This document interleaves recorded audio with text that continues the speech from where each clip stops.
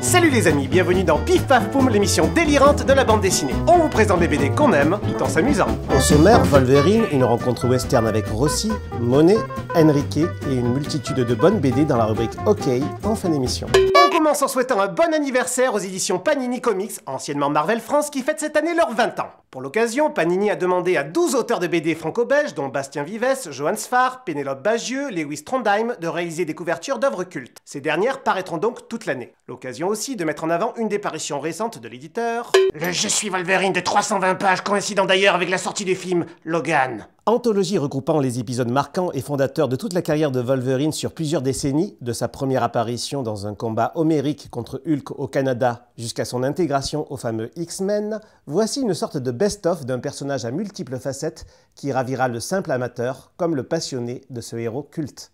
On continue par une rencontre avec un maître du western, Christian Rossi. Le western, il en a tâté dans son CV, et que du lourd notre ami Christian. Auteur entre autres du Chariot de Thespis de Jim Cutlass avec Jean Giraud, de la série West unanimement encensée avec le duo Dorisson-Nury au scénario, ainsi que du fabuleux Deadline dont on vous a parlé dans Pif Paf Poum saison 1 tome 2. C'est donc lors de l'expo Western que lui a consacré la galerie parisienne Daniel Maguen que nous avons eu le plaisir de passer un grand moment en sa compagnie. Tout de suite, une rencontre avec le sosie officiel de Chris Christopherson, version Porte du Paradis de Cimino, j'ai nommé l'excellent Christian Rossi. Daniel Maguen m'a proposé en fait une exposition sur le thème que je souhaitais, donc une série d'images et d'une façon tout à fait improbable, j'ai choisi donc l'imagerie du western, c'est étonnant n'est-ce pas? Et j'ai pu tester à la fois des techniques en grand format, celle de l'aquarelle qui reste pour moi une technique reine extrêmement difficile à manier, et puis aussi un peu quand même une approche de la peinture à l'huile qui est encore plus technique que je ne pensais.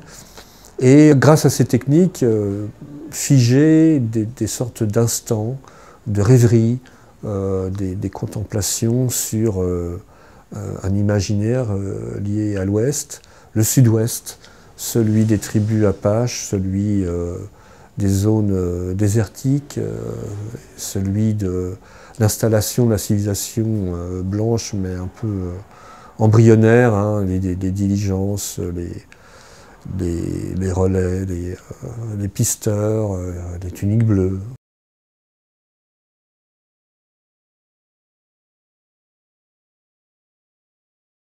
On poursuit avec un chef-d'œuvre immanquable, Monet, nomade de la lumière, biographie consacrée aux peintres par Effa et Rubio aux éditions du Lombard. Voici 111 pages passionnantes sur le parcours artistique, les doutes et la consécration du chef de file des impressionnistes permettant de se fondre dans la plupart de ses œuvres, astucieusement mises en abîme par les auteurs, et de côtoyer les plus grands peintres du 19e en sa compagnie, Renoir, Manet, Degas, Basile, Pissarro ou Sisley.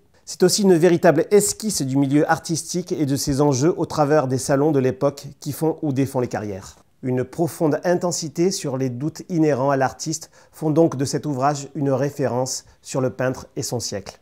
La double page 88-89, à elle seule, restera comme un sommet de l'émotion pour ceux qui aiment l'art.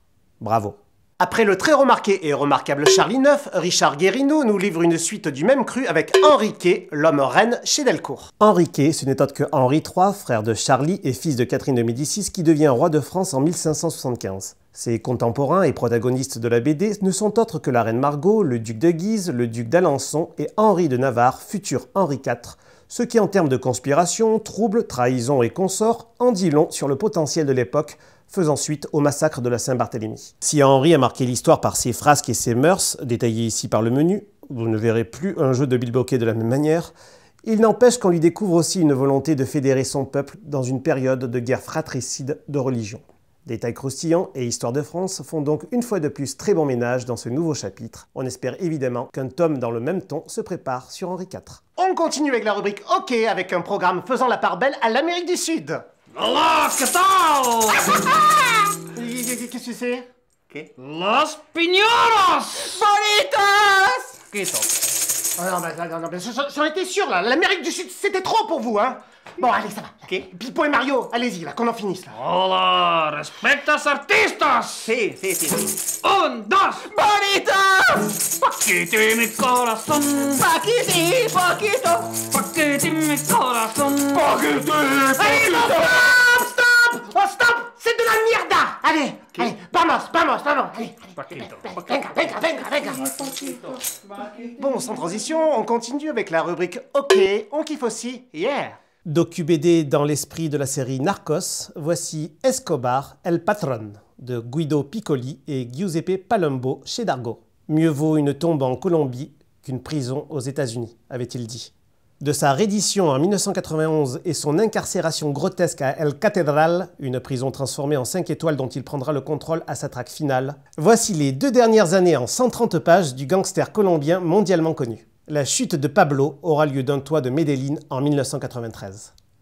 Guido Piccoli, le scénariste vivant à Bogota en 1990 durant la guerre des cartels, sait donc de quoi il parle et livre un portrait sans concession sur Escobar et ceux qui ont permis son expansion avec cette première BD sur le personnage. Traversons la frontière jusqu'aux favelas brésiliennes avec le déjà 2e épisode de Rio de Luis Garcia et Corentin Rouge chez Glénat. Rio, c'est l'histoire de Rubeus et Nina dont la mère a été assassinée par un flic véreux. L'histoire d'enfants de rue, embrigadés dans les gangs d'un Brésil contemporain.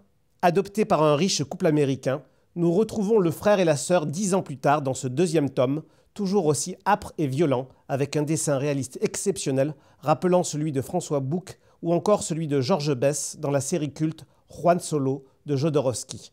Entre La Cité de Dieu et Tropa de Élite, Rio se hisse au niveau des classiques sur le Brésil en seulement 2 tomes sur les 4 prévus. Dire qu'on attend la suite relève de l'euphémisme. Amérique du Sud toujours avec Là où se termine la Terre de Désiré et Alain Frappier chez Stenkiss, roman graphique somme de 250 pages qui n'est rien d'autre que l'histoire passionnante du Chili entre 1948 et 1970. À travers le destin de Pedro Attias et de sa famille, voici une étude profonde et romantique du pays où la petite histoire est emportée par la grande. Tout y passe avec une rigueur documentaire pointue mêlée aux souvenirs réels de Pedro. La Coupe du Monde de 62 au travers des yeux d'enfants, le voyage initiatique de l'adolescence avec une traversée du pays aux accents kerouakiens, l'éveil à la politique, les enjeux économiques, la révolution du voisin cubain, les classes opprimées. Pedro Attias, faisant partie d'une jeunesse éveillée et politiquement active, sera au cœur des événements heureux et malheureux du pays jusqu'à la dictature de Pinochet. C'est très dense et ça transpire l'authenticité à chaque page. Du très lourd. Le coup de Prague de Miles Hyman et Jean-Luc Fromental chez Dupuis dans la collection Air Libre pourrait être qualifié de véritable roman d'espionnage digne des grands maîtres du genre. Hiver 1948. Dans une Vienne en ruine, le romancier Graham Greene est venu faire les repérages pour l'écriture du film Le Troisième Homme de Carol Reed avec Orson Welles, Palme d'Or à Cannes en 1949. Mais l'écrivain répondant au pseudo de G dans le récit n'est-il là qu'à des fins artistiques ou bien sert-il une mission plus obscure? Assisté par l'énigmatique Elisabeth Montagu, ancienne des services secrets britanniques, Greene, de fil en aiguille, rebondit à Prague lors d'une révolution fulgurante que l'histoire retiendra sous le nom de coup de Prague. Entre fantasme et authenticité, le récit nous immerge dans les coulisses de l'histoire avec un grand H et explore la part mystérieuse de l'écrivain Graham Greene. Bas les masques. Et voilà, pour cette fois-ci, c'est fini.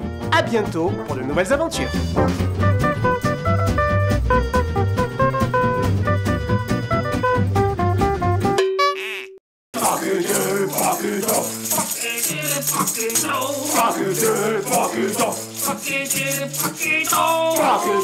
Paquito.